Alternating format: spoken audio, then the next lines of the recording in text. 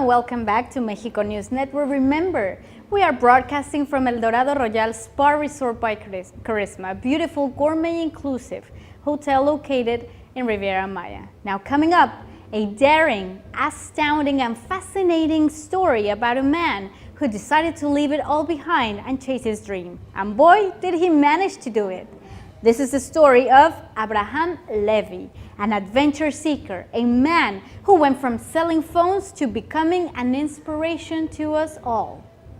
Following the track that Columbus once took to reach the American continent, Abraham Levy completed a 5-month journey from Spain to Mexico on an ocean rowing boat named Cascarita.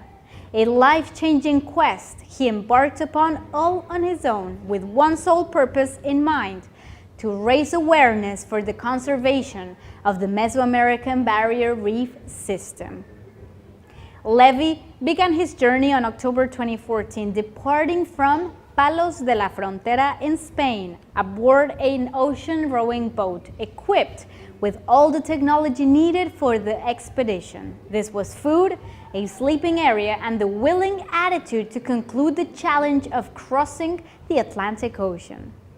The challenge was to use his very own strength, resistance, and endurance to navigate over 5,600 miles across the seas.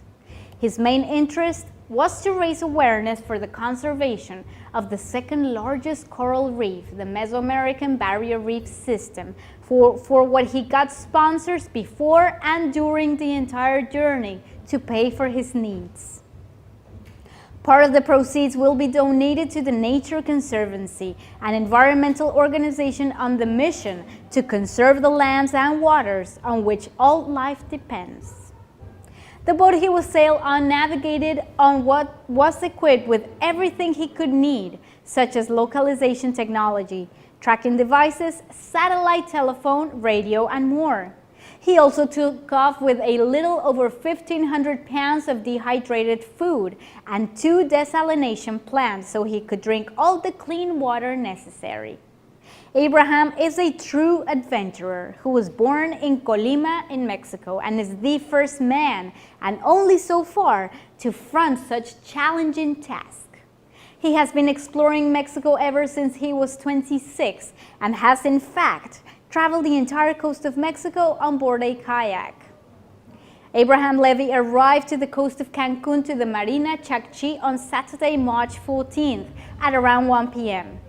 He was welcomed with mariachi as well as 13 canoes from Xcaret who accompanied Abraham during the last 2 miles of his quest across the waters of the Caribbean.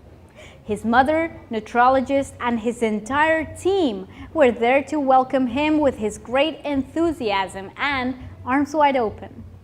Additionally, INVEX, the Cancun Conventions and Visitors Bureau, and the state's governor and mayor of Cancun, as well as local business execs, bid a grand welcome to such spectacular character. Let's not forget that INVEX Banco, a financial institution, was the largest sponsor of Abraham's journey and were also the ones in charge of preparing his arrival into the shores of Cancun. In an exclusive interview with Mexico News Network, Mayor of Cancun, Paul Carrillo, mentioned to be very proud that an astounding man such as Abraham Levy is doing an effort to raise awareness for the conservation of the Mesoamerican Barrier Reef System. This is an action that will also be putting Cancun on the map. And coming up, the story behind the legend. 10 years of conversations with Nobel Prize winner Octavio Paz.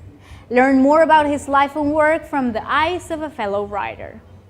Mexican journalist Miguel Ángel Quemain published a book about his experience with the renowned writer. The entire history of Mexico, from the Spanish conquest up to the Mexican Revolution, can be seen as a search for ourselves, deformed or masked, with bizarre institutions and a way to express ourselves. This was the unique perspective of Octavio Paz, one of Mexico's dearest personalities. Born in Mexico City on March 31, 1914, Octavio Paz Lozano was a poet, essayist and diplomat who captured his people's soul in his work. Controversial, honest, and with a profound love for his country, he always spoke his heart through social critique that reflected his life experiences. Resignation is one of our popular virtues. More than the glimmer of victory, we are moved by the notion of integrity in the face of adversity. This is the main reason why 17 years after his passing, the Literature Institute of the State of Veracruz, with cultural journalist Miguel Ángel Quemain, published La Brújula y el Laberinto, literally in English meaning the compass and the labyrinth, a book that gathers a series of conversations between the two personalities on a variety of topics, including the poet's opinion on the state of journalism in Mexico. Being a young reporter, intelligent, bold, and inquisitive, Quemain managed to earn the writer's trust, a truly rare privilege that a select few were privy to. See, are those your colleagues, your friends? They all recorded the very same thing and all published different things. The press had a schizophrenic mind. That is why I do not rely on these brief encounters too much, so casual that nothing good comes from them. This was stated in an interview with the Mexican daily Milenio, where Quemain revealed the Nobel-winning writer's tense relationship with the press. Indeed, he is described as being quite controlling, asking reporters to send him questions before interviews, only to remove what he considered trivial and adding those he deemed worthy. Displaying a legitimate interest in Paz's work, Quemain conversed with him, earned his trust, and made him understand that he was not his employee but an actual journalist. Maybe his questions were better than mine, but I had some others he never thought about and which I knew he should address, said Quemain about the conversations in La Brújula y el Laberinto. This presents 10 years of conversations between the author and the peerless Octavio Paz, showing his unique point of view, his lifetime experiences, and more. A professional relationship that became a friendship between 1986 and 1996. 2 years later, Octavio Paz Lozano sadly passed away at the age of 84. Even though his daring thoughts, his lively mind, and his love for his homeland remain in one of Mexico's everlasting treasures. Technology is playing an important role in our everyday lives and also when it comes to encountering new and exciting places. Even through a great and variety of apps, you can take virtual tours across the world, learn new things and languages, and keep updated 24/7. This is why cultural institutions in Mexico are developing apps to improve their media campaigns. Some days ago, the president of the National Council for Culture and Arts in Mexico, the CONACULTA, Mr. Rafael Tovar y de Teresa, announced the possibility of developing an app that will function as a permanent testimony of the exhibition En esto ver aquello, Octavio Paz y el arte, which means literally in English, see this and that, Octavio Paz and the art. The Octavio Paz vision of the Mexican art was an exhibit displayed at the Palace of Fine Arts in Mexico City, and part of the events included the commemoration of the centennial of Octavio Paz.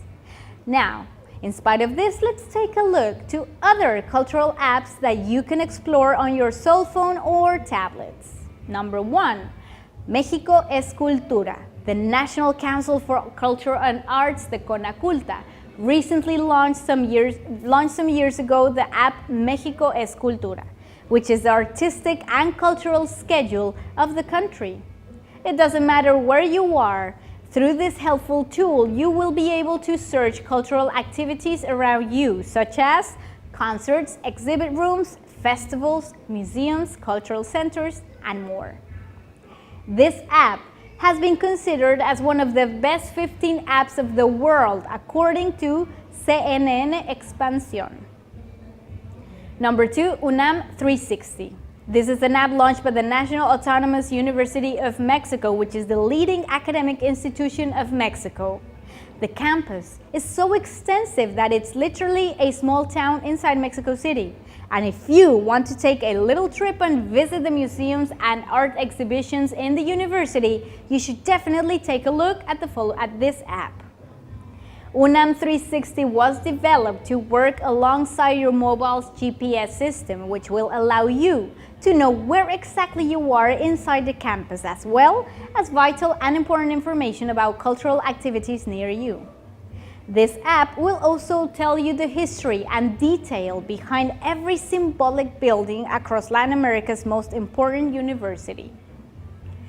Number 3, Museos Mexico.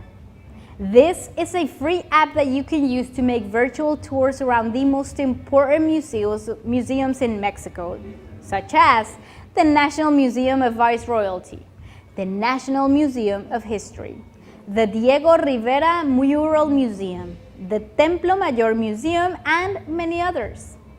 This app also gives you the cultural agenda of these places, schedules, and photographs, so you are able to organize your visit any day, anytime you want. And last but not least, Seducciones de Sor Juana, which is literally in English, Sor Juana's Seduction. This is a quick view into the life, work, and context of the most famous Mexican poets of all times.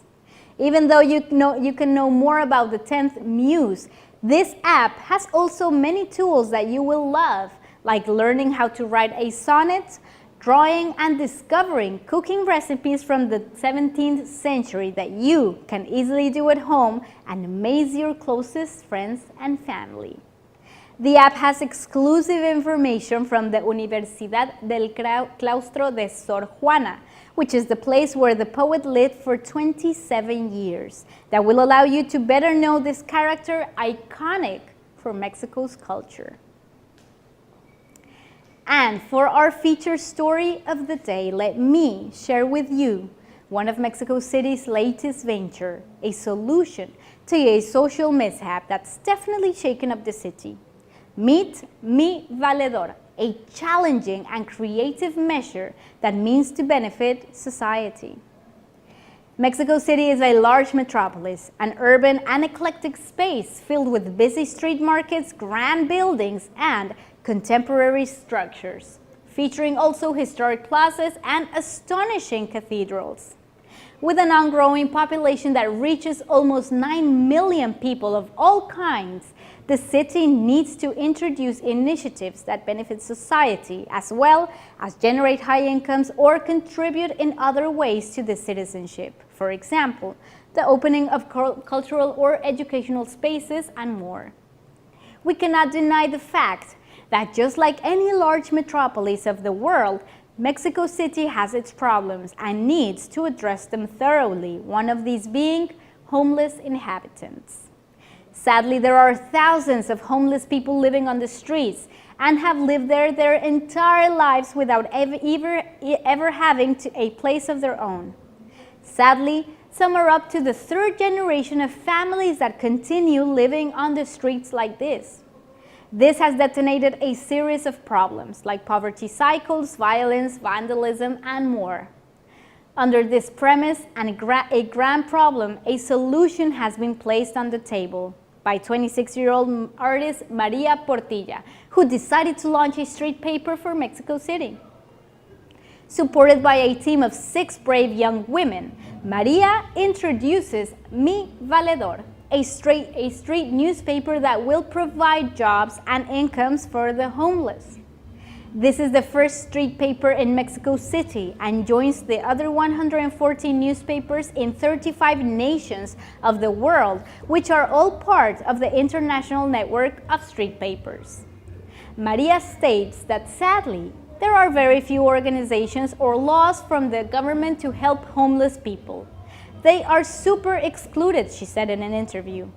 Unfortunately, this portion of the population has very limited access to certain benefits or rights and lack adequate attention or facilities.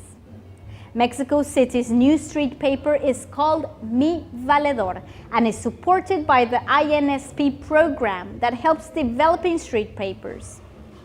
The number one purpose of Mi Valedor is to recruit vendors who will be selling this publication, earning an income and therefore improving their living situation. Maria and her team have been working closely with the recruited vendors so far, which sum up to a total of about 10, and have gotten to really know these people. This new street paper in Mexico City has given the people of the streets a new motivation to endure, to never give up, and have something to look forward to, since they strongly desire to stop losing themselves on the streets and doing things correctly. The majority agrees that employment is the only and one and only way to do so, which is exactly what they're currently embarking upon. Thank you so much for staying with us. This was all for today. Remember, we are broadcasting directly from El Dorado Royal Spa Resort by Charisma. And stay with us for more information only through our website on www.mexiconewsnetwork.com. We'll see you tomorrow. Have a happy day.